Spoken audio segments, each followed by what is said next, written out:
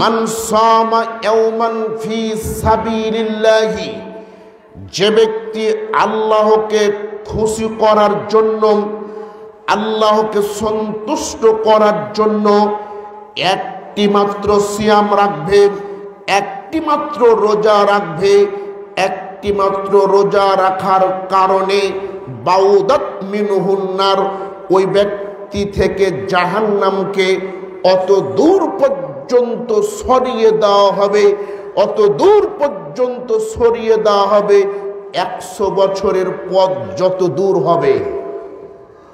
জাহান্নাম এবং সিয়াম পালনকারী ব্যক্তির মাঝে ব্যবধান হবে কত? 100 বছরের পথ। একটা দ্রুতবান ঘোড়া 100 বছর দৌড়াতে দৌড়াতে যত দূর পর্যন্ত পৌঁছাবে, অত দূর পর্যন্ত সিয়াম পালনকারী থেকে জাহান্নামকে দূরে সরিয়ে দেওয়া হবে। একটা দ্রুতবান ঘোড়া টেকনাফ থেকে তেতুলিয়া যদি তার দ্রুত দিয়ে ঘোড়াতে যদি চলতে থাকে, কতদিন সময় লাগবে শেষ করতে? কতদিন সময় লাগবে? কথা বলেন, কতদিন লাগবে? 2 থেকে 3 দিন হয়তো সময় লাগতে পারে। বাংলাদেশের এই পার থেকে ওই পার পর্যন্ত শেষ করে ফেলবে। একটা দ্রুতবান ঘোড়া 100 বছর দৌড়াতে দৌড়াতে যত দূর পর্যন্ত দিয়ে পৌঁছাবে, অত দূর পর্যন্ত জাহান্নামকে দূরে সরিয়ে দেওয়া হবে। যে ব্যক্তি আল্লাহকে খুশি করার জন্য একটি মাত্র রোজা রাখবে। সম্মানিত উপস্থিতি, রাসূল সাল্লাল্লাহু আলাইহি ওয়াসাল্লাম বলেন, মান সামা ইয়াওমান ফি সাবিলিল্লাহি, যে ব্যক্তি আল্লাহকে খুশি করার জন্য, আল্লাহকে রাজি খুশি করার জন্য একটি মাত্র সিয়াম রাখবে, একটি মাত্র রোজা রাখবে, ইবতিগা ওয়াজহিল্লাহি খুতিমা লাহু বিহা দাখালাল জান্নাহ, আর এই আমলটাই যদি তার জীবনের শেষ আমল হয়, আল্লাহকে খুশি করার জন্য একটি মাত্র রোজা রাখলো, একটি মাত্র সিয়াম রাখলো, এই আমলটি যদি জীবনের শেষ আমল হয়, রোজা রেখেছে, রোজা রেখেই মৃত্যুবরণ করেছে, যদি রোজা দিয়ে মৃত্যুবরণ করতে পারে, রাসূল সাল্লাল্লাহু আলাইহি সাল্লাম বলছেন, দাখালাল জান্নাহ, সে ব্যক্তি জান্নাতে প্রবেশ করবে। শেষ আমল যদি রোজা হয়, এক রোজা রাখলে জান্নাতে যাওয়া যায়। কয়টি রোজা? একটি মাত্র রোজা। 2, একটি মাত্র রোজা রাখলে জাহান্নাম থেকে বাঁচা যায়। এভাবে সারা বছর সিয়াম রাখলে, রোজা রাখলে যত নেকি, ভালো আচরণ করলে তত নেকি। সুবহানাল্লাহ, আওয়াজ দিয়ে বলতে হবে। একটি মাত্র কর্ম করলে 2টি নেকি হয়। কর্মটি হলো ভালো আচরণ। ভালো আচরণ করলে 2টি সওয়াব। এক, সারা রাত সারা বছর তাহাজ্জুদ পড়লে যত নেকি, সারা বছর সিয়াম রাখলে, রোজা রাখলে যত নেকি, ভালো আচরণ করলে তত নেকি।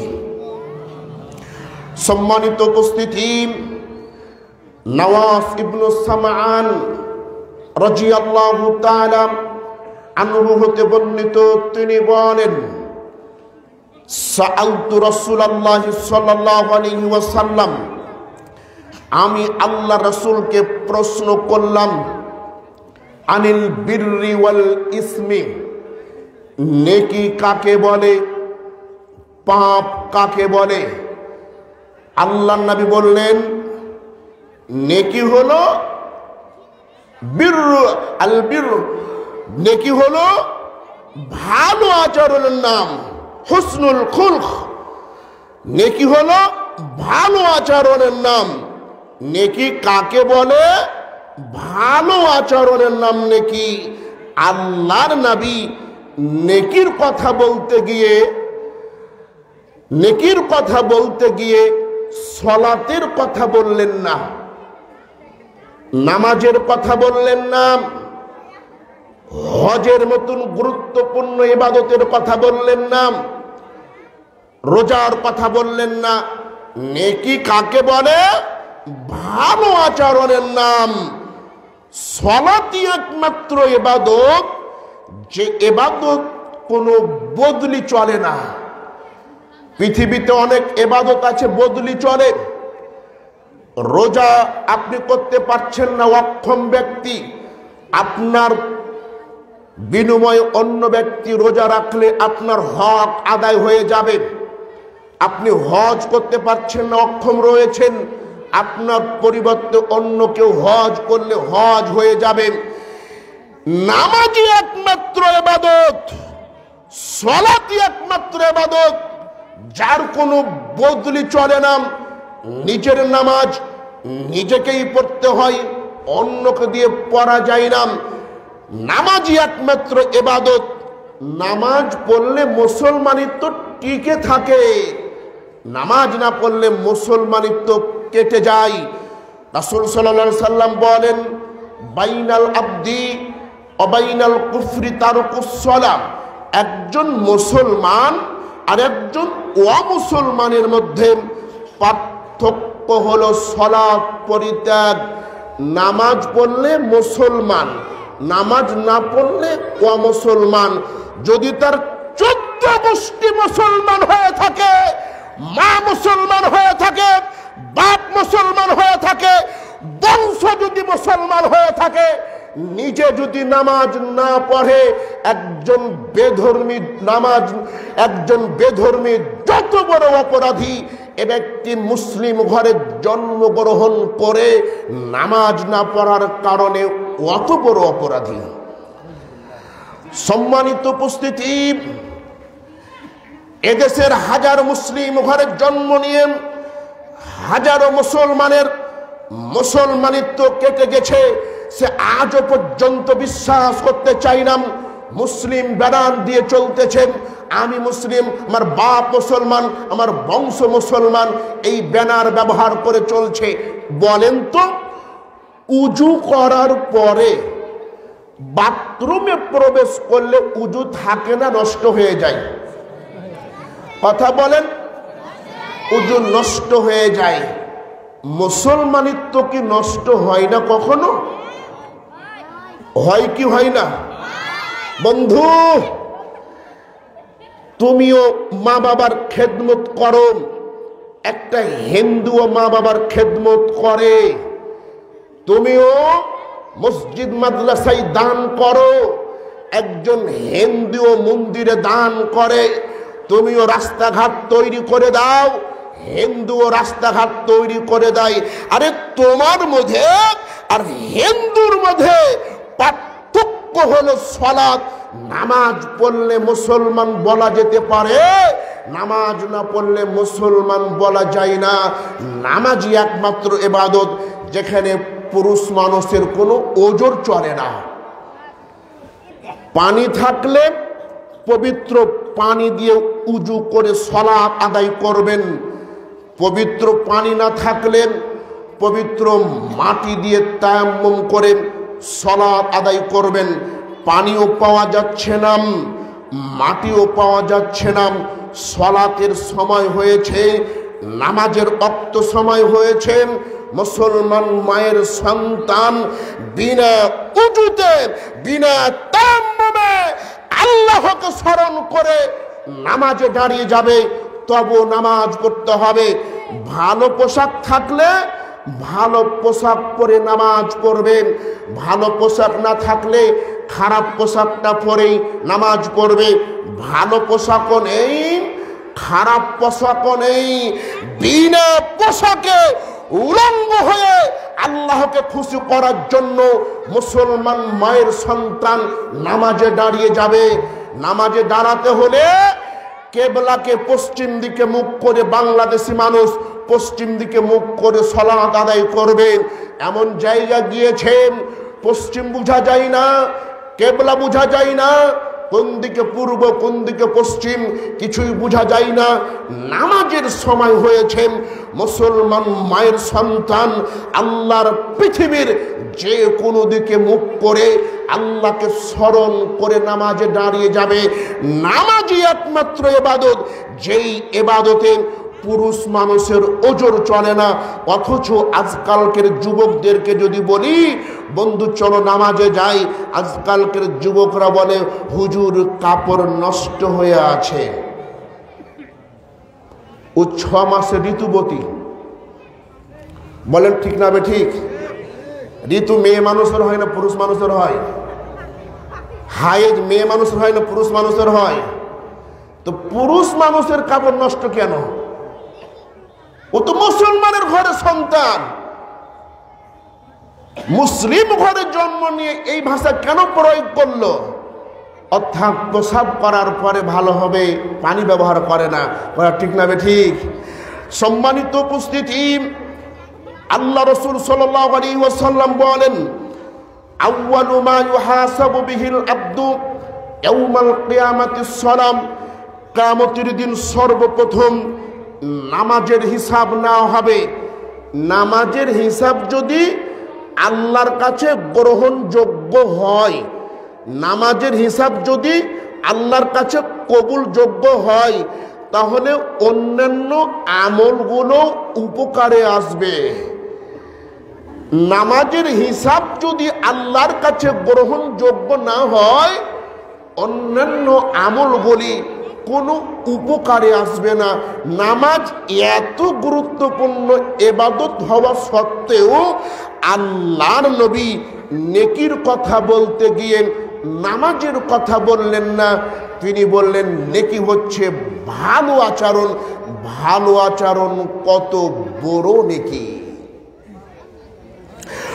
সম্মানিত উপস্থিতি, রাসূল সাল্লাল্লাহু আলাইহি ওয়াসাল্লাম বলেন মান হাজ্জা লিল্লাহি, যে ব্যক্তি আল্লাহকে খুশি করার জন্য হজ করবে, ফালাম ইয়ারফুস ওয়ালাম ইয়াফসুক, অশ্লীল কাজ করবে না, অশ্লীল কথা বলবে না।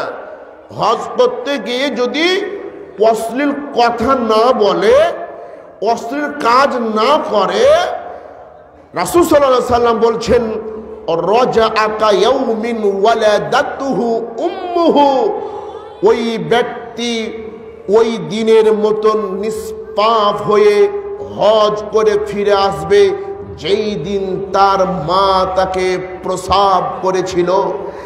একটা মাসুম সন্তান যেভাবে পৃথিবীতে পাপ মুক্ত হয়ে আসেন, কোনো ব্যক্তি যদি হজ করতে গিয়ে খারাপ কাজ থেকে বেঁচে থাকতে পারে, যদি খারাপ কথা থেকে বেঁচে থাকতে পারে, তাহলে ওই ব্যক্তির জীবনের সমস্ত পাপগুলো ক্ষমা হয়ে যায়।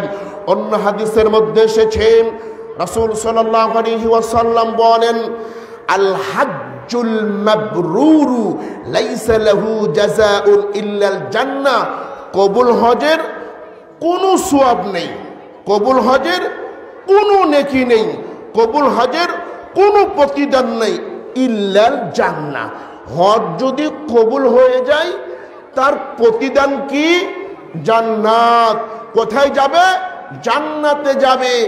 আরে হজ এত গুরুত্বপূর্ণ ইবাদত হওয়া সত্ত্বেও আল্লাহর নবী নেকির কথা বলতে গিয়ে হজের কথা বললেন না।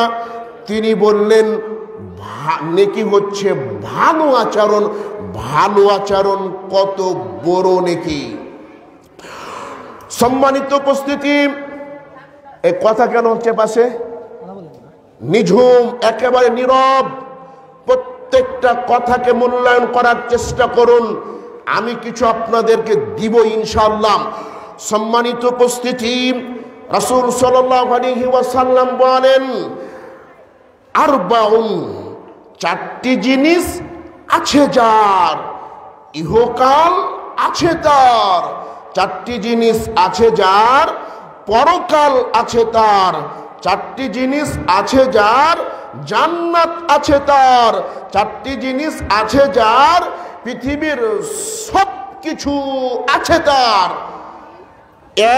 এক, হিফজু আমানাতিন, আমানতের রক্ষা আছে যার, পৃথিবীর সব কিছু আছে তার। দুই, অসিদকু হাদিসিন, সত্য কথা আছে যার, পৃথিবীর সব কিছু আছে তার। ওয়াহুসনু খলিকতিন, ভালো আচরণ আছে যার, পৃথিবীর সব কিছু আছে তার। চার, ওয়া ইফাতুন ফি তুরমাতিন, বৈধ রুজি আছে যার, পৃথিবীর সব কিছু আছে তার। চারটি জিনিস আছে যার, পৃথিবীর সব কিছু আছে তার।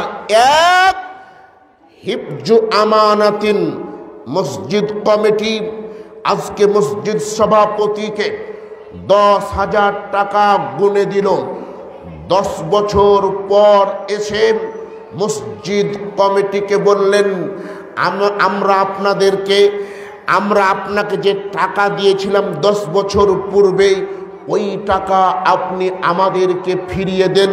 মসজিদের সভাপতি যেভাবে টাকাটা নিয়েছিলেন তিনি গুনে দেখেননি কয়টি 1000 টাকা নোট রয়েছে, কয়টি 100 টাকা নোট রয়েছে, কয়টি 200 টাকা নোট রয়েছে। তিনি কোনোদিন খুলেও দেখেননি। টাকাটি যেভাবে পেয়েছিলেন ঠিক ওইভাবেই বাক্সের মধ্যে রেখে দিয়েছিলেন। 10 বছর পর যখন কমিটি টাকা চাইলেন তখন ঠিক ওইভাবেই টাকাটা ফিরিয়ে দিলেন। এর নাম হচ্ছে আমানতের রক্ষা। তবে এটাও জায়েজ, উনি 10,000 টাকা আজকে নিলেন, খরচ করে ফেললেন, সময় মতো কমিটি টাকা চাইলে টাকা যদি ফিরিয়ে দেয় এটাও জায়েজ। কিন্তু মূলত আমানত হচ্ছে যেভাবে পেলাম ঠিক ওভাবেই ফিরিয়ে দেওয়া। আমানত আছে যার, পৃথিবীর সব কিছু আছে তার। দুই, সত্য কথা আছে যার, পৃথিবীর সব কিছু আছে তার। তিন, ভালো আচরণ আছে যার, পৃথিবীর সব কিছু আছে তার। চার, বৈধ রুজি আছে যার, পৃথিবীর সব কিছু আছে তার। ভিক্ষা করে খাওয়া ভালো, মানুষের দ্বারে দ্বারে ভিক্ষা করে খাওয়া ভালো। সন্তানকে অনার্স মাস্টার্স পাস করিয়ে এনজিও বা ব্যাংকের ম্যানেজার বানা ঠিক নয়। সন্তানকে এনজিওতে চাকরি করাচ্ছেন, অনেক টাকা পয়সা পাচ্ছেন, আরে ভিক্ষা করে খাওয়া ভালো। ছেলেকে এনজিও অথবা কোনো ব্যাংকের সাথে চাকরি করা ঠিক নয়। আরে আপনার সন্তান কেন ভিক্ষা করে খাবে? পৃথিবী তো অনেক বড়, পৃথিবী অনেক প্রশস্ত। আমি তো আপনাকে ভিক্ষা করে খাইতে বলছি না। আপনার সন্তান শিক্ষিত হয়েছে, আপনার সন্তানের যোগ্য থাকলে চাকরি করে খাবে। আপনার সন্তানের যদি চাকরি করার যোগ্যতা না থাকে, আপনার ছেলে চকলেট বিক্রি করে খাবে, টাকা বেশি হলে কলা বিক্রি করে খাবে। আরে টাকা যদি আরো বেশি হয় বড় ব্যবসা বাণিজ্য করে খাবে। টাকা পয়সা নেই, শরীরে শক্তি আছে, বল আছে, পৃথিবীতে কাজ করে খাবে, পৃথিবীতে কাজ করে খাবে। ছেলে যদি কাজ করতে না পারে, যদি পঙ্গু হয়, তবু আপনার ছেলে পঙ্গু হলে, অক্ষম হলে ওই ছেলের জন্য ভিক্ষা করে খাওয়া ভালো, কোনো ব্যাংকে কোনো এনজিওতে চাকরি করা ভালো নয়। সম্মানিত উপস্থিতি, আপনার ছেলেকে অনার্স মাস্টার্স পাস করিয়েছেন, ছেলেকে কখনো ব্যাংকে চাকরি দিবেন না। মানে আল্লাহ রাসূল বলছেন, সুদ খাই যে, সুদ দেয় যে, সুদের সাক্ষী থাকে যে, সুদের লেখক যে, 4 প্রকারই হচ্ছেন উভয় সমান পাপী। কত বড় পাপ! নিজের মায়ের সাথে জেনা করলে যত বড় পাপ, 1 টাকা সুদ খেলে তত বড় পাপ।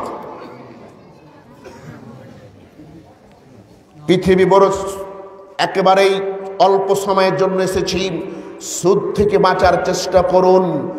সন্তানকে কোন ব্যাংকে কোনো এনজিওতে চাকরি নিয়ে দিয়ে 2 লক্ষ 1 লক্ষ বেতন আশা করিয়েন না। সন্তান প্রতিদিন 500 টাকা করে কাজ করবে, ওটাই সন্তানের ভবিষ্যৎ ঠিক হবে। 2 লাখ টাকা দিয়ে সন্তানের জীবন নষ্ট করিয়েন না। সম্মানিত উপস্থিতি, রাসূল সাল্লাল্লাহু আলাইহি ওয়াসাল্লাম বলেন, আকমালুল ঈমান, সবচেয়ে পরিপূর্ণ ঈমানদারকে আহসানুহুম খুলুকান, উত্তম চরিত্র যার, পরিপূর্ণ ঈমান তার। উত্তম চরিত্র যার, পরিপূর্ণ ঈমান তার। যার যত চরিত্র ভালো, যার যত ব্যবহার ভালো, ঈমান তত পরিপূর্ণ। ঈমান যত পরিপূর্ণ হবে, ব্যবহার তত ভালো হবে। ঈমান যত পরিপূর্ণ হবে, ব্যবহার তত ভালো হবে। একজন মুরব্বী মানুষ এই জায়গাতে কথা বলছে। এই জায়গাতে 2 জন যুবক ছেলে বলছে, চুপ থাকেন আপনি, কি জানেন আপনি? মুরব্বী মানুষটি কথা বলছে। 2 জন পুরুষ এই জায়গাতে দাঁড়িয়ে বলছেন, আরে চুপ থাকেন আপনি, কি বলছেন আপনি, কি জানেন আপনি? অথচ ওর বাপের বাপ। বলেন তো বর্তমান সময়ে এই ব্যবহারের মানুষ কম না বেশি? বলেন কম না বেশি? মুরব্বীদেরকে 5 পয়সার মূল্যায়ন করতে চায় না। এরকম আচরণ কেন? ওই ব্যক্তির মধ্যে ঈমান পরিপূর্ণতা নাই। তাই ঈমান পরিপূর্ণতা হলে এরকম জঘন্য পশুর মতন আচরণ করতে পারত না। কথা বলেন ঠিক না বেঠিক?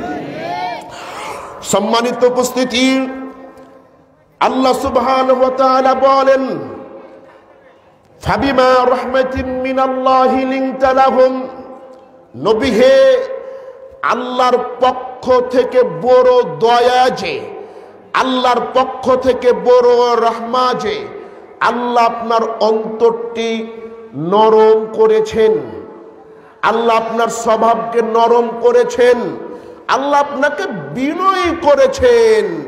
ওয়ালাউ কুনতা ফাদ্দান গলিদাল কলবি, আপনার অন্তর যদি কর্কশ হতো, আপনার ব্যবহার যদি কর্কশ হতো, আপনি যদি কঠোর স্বভাবের মানুষ হতেন, আপনি যদি রুগ্র স্বভাবের মানুষ হতেন, আপনার ব্যবহার যদি খারাপ হতো, তাহলে আপনার নিকট হতে সকলেই দূরে সরে যেত, কেউ আপনার কাছে থাকতো না।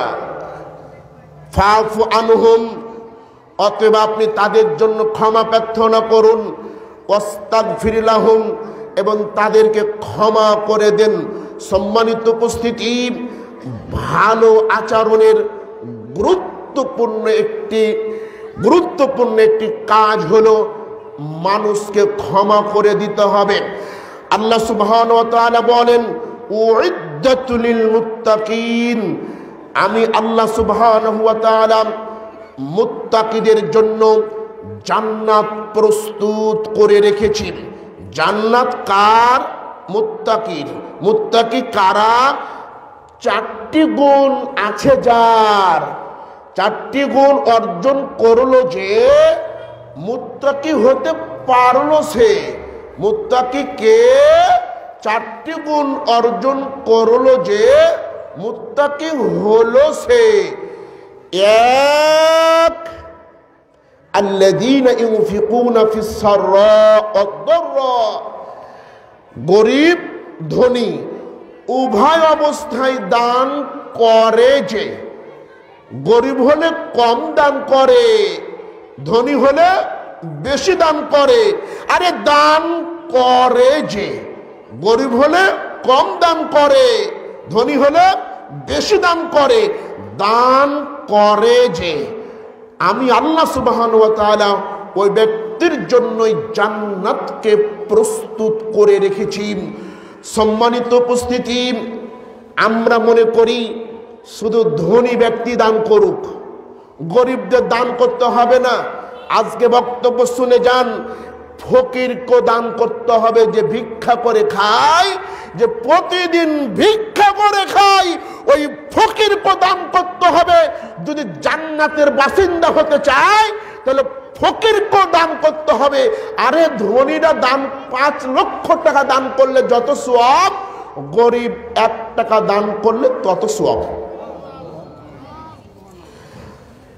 আল্লাহ কার জন্য জান্নাত প্রস্তুত করে রেখেছেন? দান করে যে, ধনী হলো দান করে, গরিব হলো দান করে, এ ব্যক্তির জন্য দান প্রস্তুত করে রেখেছেন। আল্লাযীনা ইউনফিকুনা ফিস সাররা'i ওয়াদ-দাররা'i ওয়াল কাযিমিনাল গায়দ। রাগ নিয়ন্ত্রণ করে যে, রাগ নিয়ন্ত্রণ করবে যে, আল্লাহ বলছেন আমি তার জন্য জান্নাত প্রস্তুত করে রেখেছি। সম্মানিত উপস্থিতি, রাসূল সাল্লাল্লাহু আলাইহি ওয়াসাল্লাম বলেন, লাইসা শাদীদু বিসসুরাতি, ওই ব্যক্তি শক্তিশালী নয়, ওই ব্যক্তি ক্ষমতাধর নয়, ওই ব্যক্তি বীর পুরুষ নয়, যে ব্যক্তি মানুষকে আছাড় দিয়ে ফেলে দিতে পারে, যে ব্যক্তি মানুষকে আছাড় দিয়ে ফেলে দিতে পারে, সে ব্যক্তি শক্তিশালী নয়। শক্তিশালী কে? শক্তিশালী কে? ইন্নামাশ শাদীদু, যে ব্যক্তি রাগের সময়, যে ব্যক্তি রাগের সময় নিজেকে নিয়ন্ত্রণ করতে পারে, রাগের সময় নিজেকে ধরে রাখতে পারে, সে হচ্ছে প্রকৃত শক্তিমান, সে হচ্ছে প্রকৃত শক্তিশালী। সম্মানিত উপস্থিতি, একদিন তরকারিতে লবণ কম হয়েছে, বউকে মারতে হবে কেন? তরকারিতে লবণ কম হয়েছে, মরিচ কম হয়েছে, বউকে বকতে হবে কেন? বউকে ভালোবাসতে হয়, বউকে আদর করতে হয়, বউকে স্নেহ করতে হয়। তরকারিতে লবণ কম হয়েছে, এজন্য যদি আপনার বউকে আপনি বকা দেন, তো আপনার বউ আপনার দিকে মোটামুটি 1 বছর আসবে না। কাজ করে দিবে ঠিক, কিন্তু মন থেকে ভালোবাসবে না। আবার বকার মধ্যে যদি মা বাপ তুলে বকা দেন যে তোমার মা এরকম ওরকম, তাহলে আপনার মরা পর্যন্ত আপনার ভালোবাসবে না। এজন্য বউকে ভালোবাসতে হয়, বউকে আদর করতে হয়। তরকারিতে লবণ কম হলো, বলেন আজকে তরকারি খুব সুন্দর হয়েছে, খুব মিষ্টি হয়েছে, আরে তোমার তরকারি খেয়ে মনটা ভরে গেল। মাঝে মধ্যে বলেন, আরে জানো একটা কথা বলবো তোমাকে। কি কথা? বলো বলো। আরে চাঁদ কি সুন্দর, তার চেয়ে তুমি বেশি সুন্দর। মেয়ে মানুষ হচ্ছে পাম্পট্টি খাওয়া মানুষ। মেয়ে মানুষকে যত পাম্পট্টি দিয়ে চালাতে পারবেন, রাতের গভীরে দেখবেন ওই মেয়ে আপনার পা টিপে দিচ্ছে, তেল মাখিয়ে দিচ্ছে। আর মেয়েকে যদি আপনি বলেন ছি ছি ছি ছি ছি, কি রান্না করেছো, তো মুখখানটা দেখলেই যেন আমার কি মনে হয়ে যায়, এরকম কথা যদি বলেন, তো ওই রাত তো নষ্ট হবে, 1 বছরই ভালোবাসবেন আপনাকে। সবচাইতে শক্তিশালী কে? রাগ নিয়ন্ত্রণ করতে পারে যে। আল্লাহ বলছেন আমি মুত্তাকিদের জন্য জান্নাত প্রস্তুত করে রেখেছি। মুত্তাকি কে? রাগ নিয়ন্ত্রণ করে যে। 3 ওয়াল আফিনা আনিন নাস, মানুষকে ক্ষমা করে দেয় যে। সুবহানাল্লাহ। 3টি গুণ আছে যার, জান্নাত হবে তার। 1, সচ্ছল অসচ্ছল উভয় অবস্থায় দান করে যে। 2, রাগ নিয়ন্ত্রণ করে যে। 3, মানুষকে ক্ষমা করে যে। একটা ছাগল একটা ধানের মাঠে চলে গিয়েছে। হাজী সাহেব কেবলই মসজিদ থেকে নামাজ পড়ে বের হয়েছে, মাথায় টুপি আছে, পরনে জুব্বা আছে। ওই ছাগলটা দেখে নেংটি মেরি ছাগলের মা বাপ তুলে বকতে লাগলো। ছাগলটা চলে গিয়েছে, ছাগলের মা বাপ তুলে বকতে হবে কেন? এখন ওই যে মাথায় টুপি আপনার, আরে প্রতিবেশীও খারাপ, প্রতিদিন ছাগল খালি ছেড়ে দেয়, যতবার বলে ততবার ছেড়ে দেয়। তবুও যে ব্যক্তি রাগ নিয়ন্ত্রণ করতে পারবে, ছাগল চলে গিয়েছে, যদি রাগ নিয়ন্ত্রণ করতে পারেন, ক্ষমা করে দিতে পারেন যে ঠিক আছে এভাবে আর দিও না, মেলা কষ্ট দিচ্ছ, এভাবে করলে আমি ক্ষতিগ্রস্ত হয়ে যাব, এভাবে যদি বুঝাতে পারেন তাহলে জান্নাত আপনার হয়ে গেছে। কোন অশ্লীল ভাষী, কোন বদমেজাজি, কোন রাগী মানুষ জান্নাতে যাবে না। জান্নাতে যাবে কে? বিনয়ী মানুষ, নম্র মানুষ, ভদ্র মানুষ, মানুষকে ক্ষমা করে যে জান্নাতে যাবে সে। সুবহানাল্লাহ। আল্লাহ নবী সাল্লাল্লাহু আলাইহি ওয়াসাল্লাম দাঁড়িয়ে আছেন, সাহাবা ইকরাম দাঁড়িয়ে আছেন। এমন সময় একজন বেদিন এসে মসজিদে প্রসাব করে দিল। সাহাবা ইকরাম উঠে ধমক দিবে, আল্লাহ নবী বললেন থেমে যাও, তোমরা ধমক দিও না, থেমে যাও। যখন ওই ব্যক্তি প্রসাব করা শেষ হলো, তখন আল্লাহ নবী বললেন ওই জায়গায় তোমরা এক বালতি পানি ঢেলে দাও, ওই জায়গায় এক বালতি পানি ঢেলে দাও। লোকটি ওই জায়গা থেকে গেল। আল্লাহ নবী বললেন তোমরা সহজ করো, কঠিন করিও না। অন্য হাদিসের বর্ণনায় এসেছে আল্লাহ নবীর এই ব্যবহারে মুগ্ধ হয়ে ওই ব্যক্তি ইসলাম ধর্ম গ্রহণ করেছিলেন। সুবহানাল্লাহ। ওই জায়গা যদি আল্লাহ নবী ক্ষমা না করতেন, মাফ না করতেন, তাহলে কি ওই ব্যক্তি ইসলাম ধর্মে আসতেন? সুবহানাল্লাহ। আরেকটি ঘটনা আমি আপনাদেরকে শোনাই। আল্লাহর নবী একদিন রাস্তা দিয়ে যাইতেছেন, একটি নাসদিস চাদর গায়ে দিয়ে রাস্তা দিয়ে চলতেছেন। এমন সময় একজন বেদিন আল্লাহর নবীর ওই চাদরটি ধরে জোরে টান দিল। এত জোরে টান দিল, টান দেওয়ার কারণে আল্লাহ নবীর ঘাড়ে দাগ বসে গেল। কত জোরে টান দিয়েছিল, কত জোরে টান দিলে রক্ত জমে যেতে পারে, কত জোরে টান দিলে জায়গায় দাগ পড়ে যেতে পারে। এত জোরে টানার পরে দাগ যখন পড়ে গেল, তারপর ওই ব্যক্তি বলছে হে আল্লাহ নবী মুহাম্মদ, আল্লাহ আপনাকে যে সম্পদ দিয়েছেন ওই সম্পদের কিছু অংশ আমাকে দাও। আল্লাহর নবী মুচকি হাসি দিলেন এবং সাহাবা ইকরামদেরকে বলে দিলেন ওই সম্পদ থেকে তুমি তাকে কিছু সম্পদ দিয়ে দাও। আল্লাহর নবী কত ক্ষমাশীল! উনি পারতেন ওই ব্যক্তিকে চড়াতে পারতেন, মারতে পারতেন, লাঞ্ছিত করতে পারতেন, কিছুই করলেন না। আরেকটি ঘটনা আমি আপনাদেরকে শোনাই। আল্লাহ নবী একদিন তরবারিটা গাছে লটকে দিয়ে শুয়ে আছেন। এমন সময় একজন বেদিন দেখতে পেল আল্লাহ নবী শুয়ে আছেন। এটাই সুযোগ যে আমাদের জানের দুশ্মন, কলিজার দুশ্মন, যাকে হত্যা করার জন্য আমরা এই জায়গায় আমরা প্রস্তুত রয়েছি, যার জন্য আমাদের দেবদেবী নষ্ট হয়েছে, যার জন্য ভাইয়ের বিপক্ষে ভাই, ছেলের বিপক্ষে বাপ বদরে যুদ্ধ করেছে, এই সেই ব্যক্তি আজকে পেয়েছি, দুনিয়া থেকে বিদায় করে দিব। ওই ব্যক্তি আল্লাহ নবীর তরবারি নিয়ে আল্লাহ নবীকে হত্যা করবে এভাবে ধরেছে। আল্লাহ নবী ঘুম ভেঙে গেল। আল্লাহর নবীকে এবার ওই ব্যক্তি জিজ্ঞাসা করছে, এবার বলেন কে আপনাকে বাঁচাবে? তখন আল্লাহর নবী বললেন আমাকে বাঁচাবে একমাত্র আল্লাহ সুবহানাহু ওয়া তাআলা। যখন আল্লাহর নবী আল্লাহর নাম উচ্চারণ করলেন, সঙ্গে সঙ্গে ওই তরবারি পড়ে গেল। এবার আল্লাহর নবী তরবারি ধরেছেন, ওই ব্যক্তিকে মারবেন। ঠিক এমন সময় আল্লাহর নবী বলছেন, এবার তোমাকে কে বাঁচাবে বলো? তখন বলছে, আমাকে বাঁচার কেউ নাই, অথবা আপনি বাঁচাতে পারেন। তখন আল্লাহর নবী তাকে ছেড়ে দিলেন।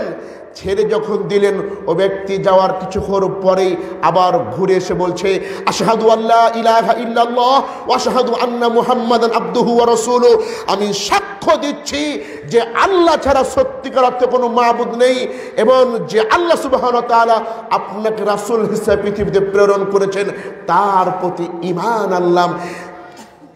তরবারি ধরে আছে, হত্যা করবে। ওই ব্যক্তিকে যদি আমি হত্যা করতে পাই, তাহলে কি ছেড়ে দিব? আমরা তো বলি, যদি মারামারি বাঁধে, ঝগড়া বাঁধে, এক ভাইয়ের সাথে আর এক ভাইয়ের ঝগড়া বেঁধেছে, তখন আমরা বলি, বের হয়ে তো সাইটে নিব একবারে, বলি না? ওই যে খালি বের হয়ে আয় তো সাইটে নিব একবারে। ক্ষমা করা তো দূরের কথা। আল্লাহ পাক বলছেন, তিনটি জিনিস আছে যার, জান্নাত হবে তার। এক, গরিব ধনী উভয় অবস্থায় দান করে যে। দুই, রাগ নিয়ন্ত্রণ করে যে। তিন, মানুষকে ক্ষমা করে দেয় যে। সুবহানাল্লাহ। রাসূল সাল্লাল্লাহু আলাইহি ওয়াসাল্লাম বলেন, আসাই আলাল আরমালাতি ওয়াল মিসকিন, যে ব্যক্তি বিধবার বিধবার জন্য, মিসকিনের জন্য খাবারের ব্যবস্থা করে, পোশাকের ব্যবস্থা করে, সেবার ব্যবস্থা করে, ওষুধের ব্যবস্থা করে, ওই ব্যক্তির জন্য তিনটি সওয়াব। ওই ব্যক্তির জন্য তিনটি সওয়াব। ইয়াতিমকে খাবার দিবে যে, বিধবাকে আশ্রয় দিবে যে, বিধবাকে পোশাক দিবে যে, বিধবার বাড়িতে খাবার পৌঁছে দিবে যে, আল্লাহর নবী বলছেন ও ব্যক্তির জন্য তিনটি পুরস্কার। এক, আসাই ফি সাবিলিল্লাহ, আল্লাহর রাস্তায় জিহাদ করলে যত সওয়াব, আল্লাহর পথে জিহাদ করলে যত সওয়াব, মুজাহিদ হলে যত সওয়াব, বিধবাকে খাবার দিলে তত সওয়াব। সুবহানাল্লাহ, আসতে বলেন। দুই, সারা রাত্রি তাহাজ্জুদ পড়লে যত সওয়াব, সারা রাত্রি তাহাজ্জুদ নামাজ পড়লে যত সওয়াব, এতিম বিধবাকে খাবার দিলে তত সওয়াব। তিন, সারা বছর সিয়াম রাখলে যত সওয়াব, এতিম বিধবাকে খাবার দিলে তত সওয়াব। এতিম বিধবাকে দেখলে জান্নাত হয়ে যায়। রাসূল সাল্লাল্লাহু আলাইহি ওয়াসাল্লাম বলেন, ইন্না ফিল জান্নাতি গুরাফান, নিশ্চয়ই জান্নাতের মধ্যে এমন একটি কামরা আছে, এমন একটি ঘর আছে, ইউরা জাহিরুহা মিন বাতিনিহা ওয়া বাতিনুহা মিন জাহিরিহা, যার ভিতর থেকে বাহির, বাহির থেকে ভিতর দেখতে পাওয়া যায়। এত দামি মুনি মুক্তা দিয়ে সে জান্নাত তৈরি, এত দামি মুনি মুক্তা দিয়ে সে জান্নাত তৈরি, যার ভিতর থেকে বাহির, বাহির থেকে ভিতর দেখতে পাওয়া যায়। এত দামি মুনি মুক্তা দিয়ে সে জান্নাত তৈরি। এই জান্নাত আল্লাহ সুবহানাহু ওয়া তাআলা চার প্রকার মানুষের জন্য প্রস্তুত করে রেখেছেন। চার প্রকার মানুষই এই দামি জান্নাতে প্রবেশ করবে। এক,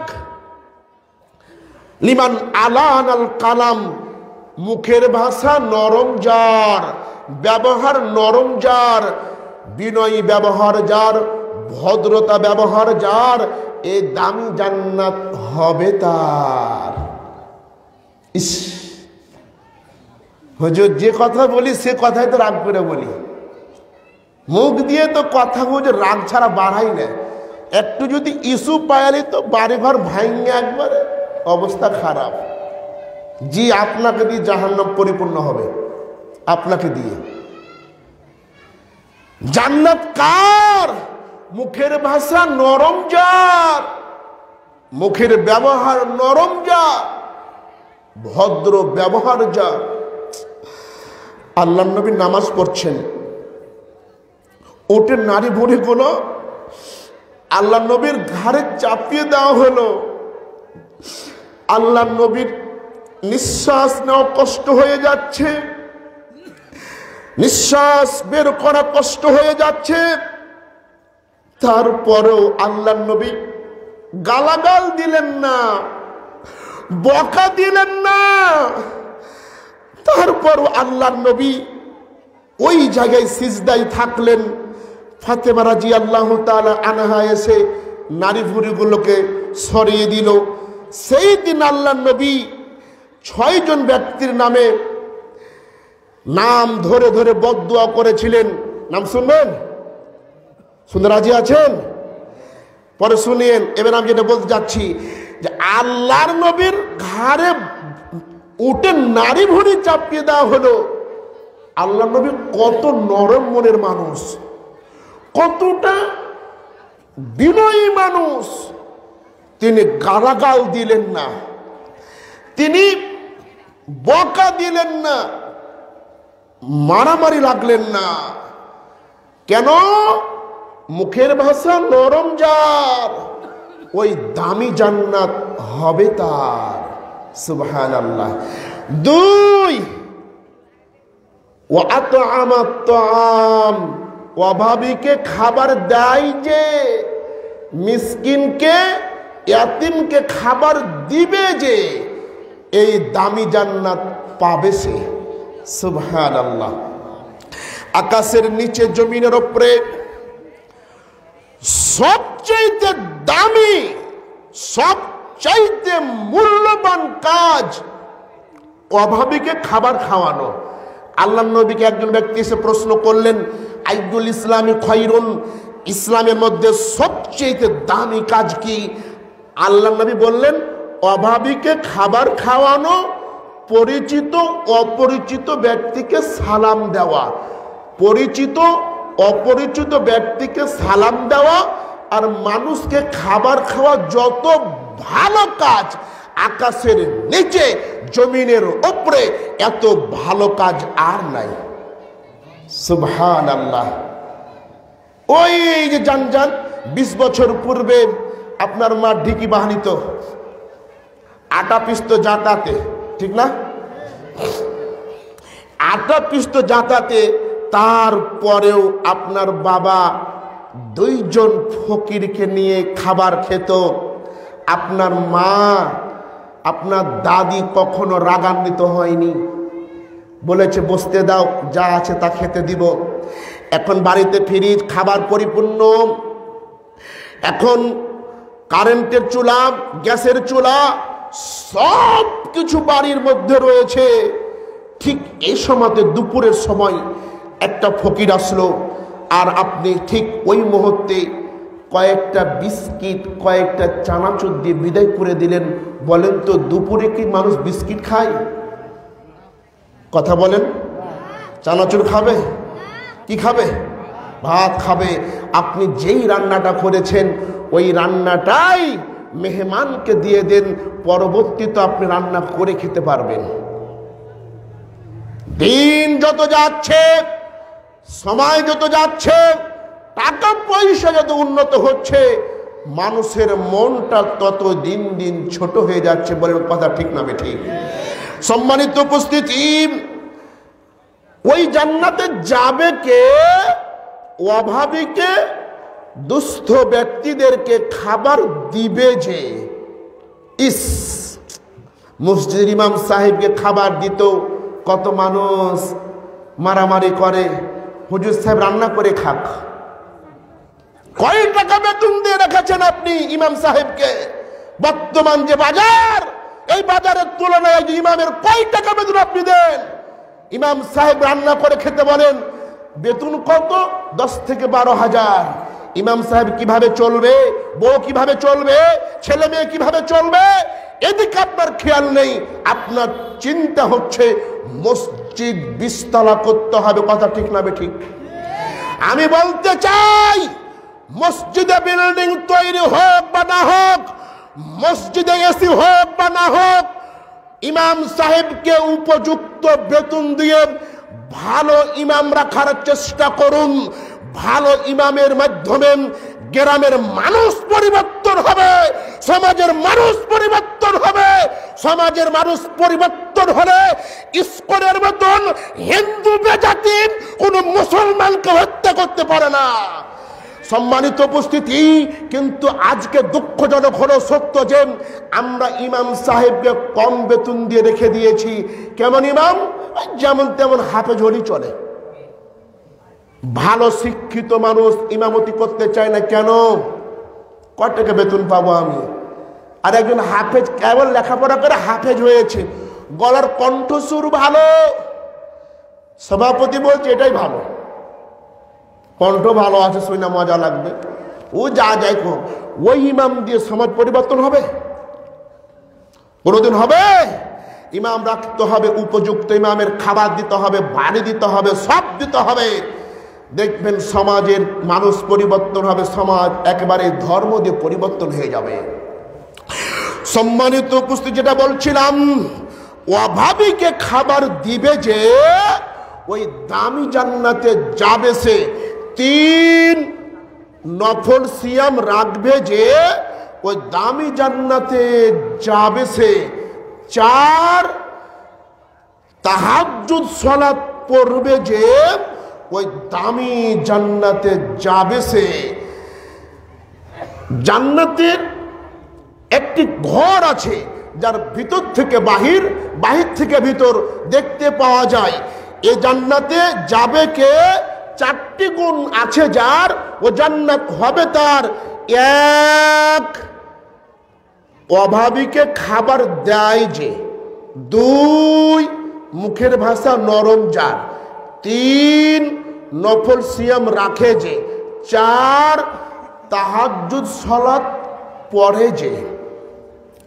সম্মানিত উপস্থিতি, আমরা তখন ভালো আচরণের বক্তব্য শুনছিলাম। ভালো আচরণ কি জিনিস? এবার আমরা আসব ভালো আচরণ কার সঙ্গে করবেন, কে ভালো আচরণ পর বেশি হক রাখে। আল্লাহ সুবহানাহু ওয়া তাআলা পবিত্র কোরআনুল কারীমের মধ্যে বলেন, ওয়া'বুদুল্লাহা ওয়া লা তুশরিকু বিহি শাইয়্যান ওয়া বিল ওয়ালিদাইনি ইহসানা। আল্লাহ সুবহানাহু ওয়া তাআলা বলেন, তোমরা একমাত্র আল্লাহর ইবাদত করো, তার সাথে কোনো কিছু শরীক করিও না, এবং বাবা মার সাথে ভালো ব্যবহার করো। সবচেয়ে ভালো ব্যবহার করতে হবে কার সাথে? বাবা মার সাথে। আল্লাহ সুবহানাহু ওয়া তাআলা বলেন, ইম্মা ইয়াবলুগান্না ইনদাকাল কিবারা আহাদুহুমা আও কিলাহুমা ফালা তাকুল লাহুমা। তোমাদের কারো জীবনে যদি বাবা মা বার্ধক্য অবস্থায় চলে আসে, বৃদ্ধ হয়ে যায়, তাহলে তাদের ব্যবহারে কখনো উহু পর্যন্ত কথা বলিও না।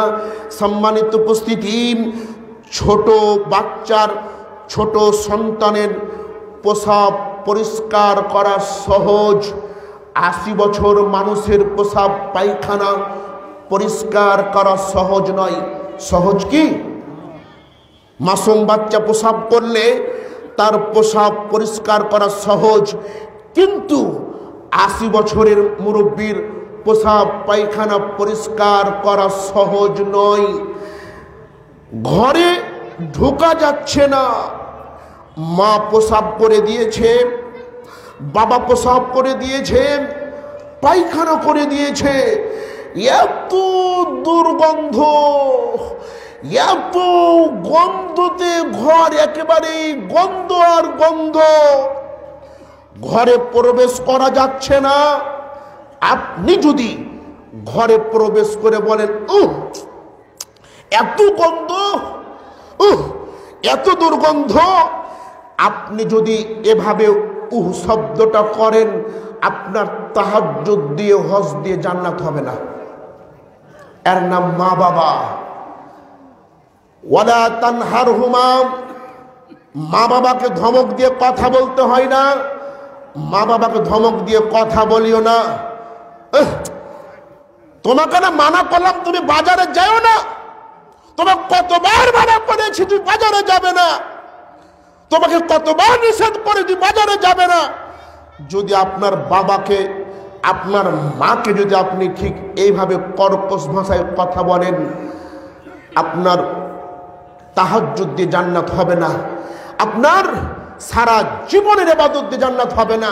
ওয়ালা তানহারহুমা ওয়া কুল লাহুমা কওলান কারিমা, মা বাবার সাথে কথা বলতে হবে একেবারে নম্রতার সাথে, একেবারে সম্মানজনক ভাষায়।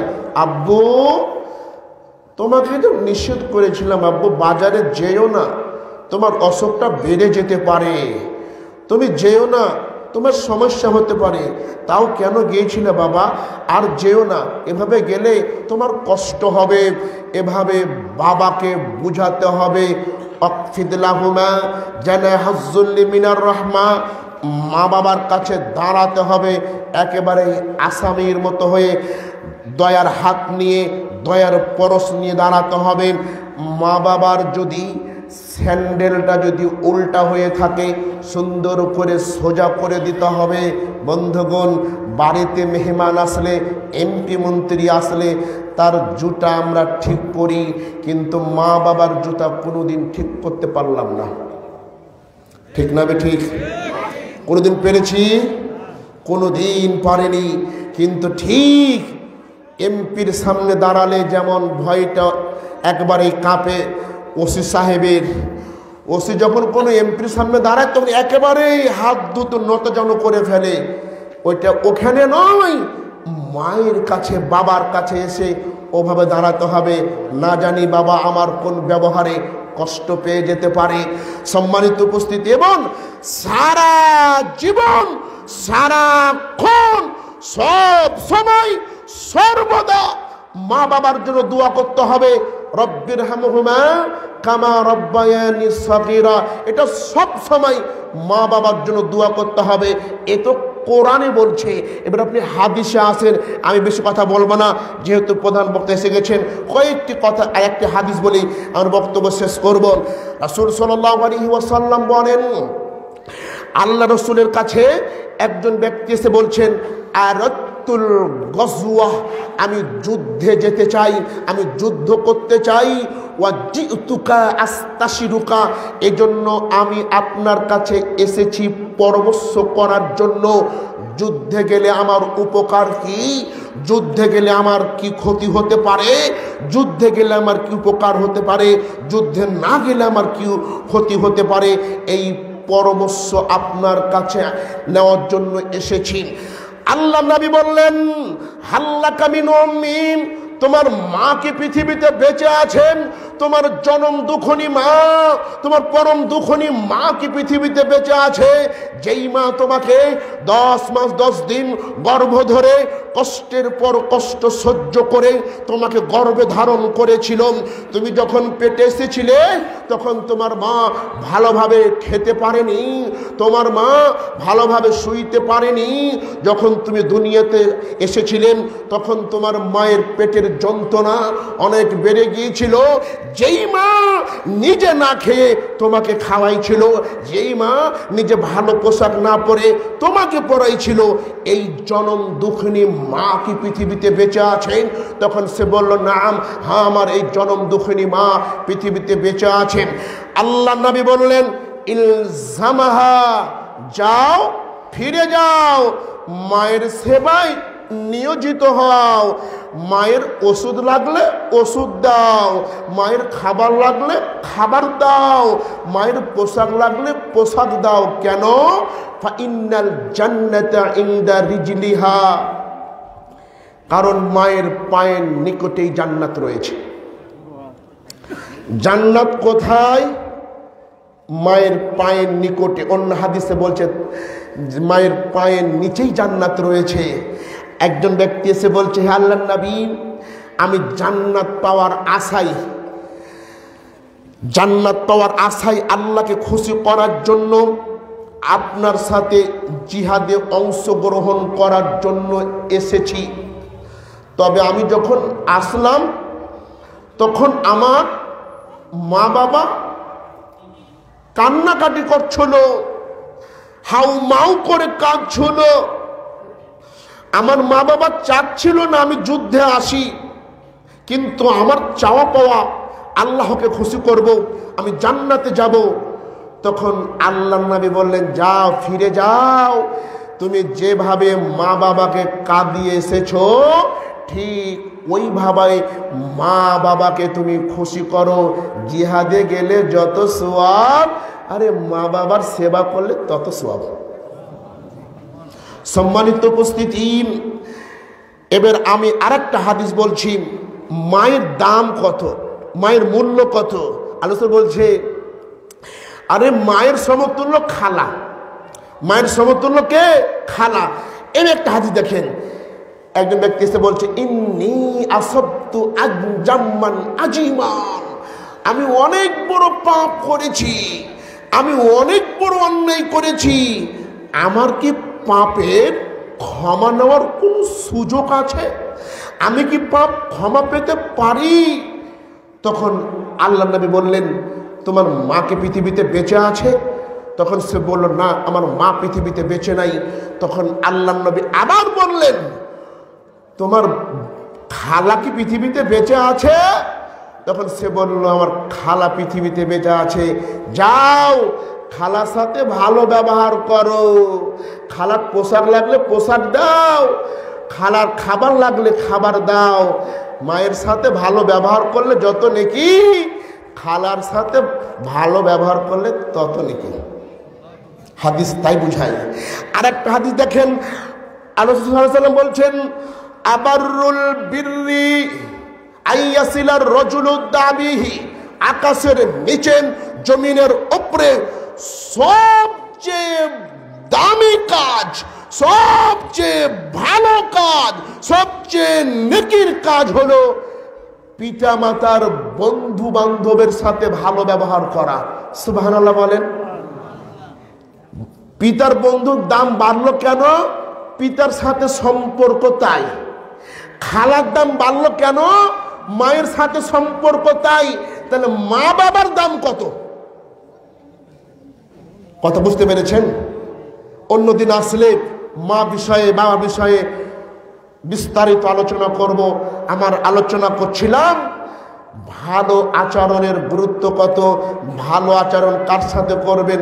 প্রথম নাম্বার হচ্ছে মা বাবা, মায়ের সাথে ভালো ব্যবহার করেন, জান্নাত হয়ে যাবে।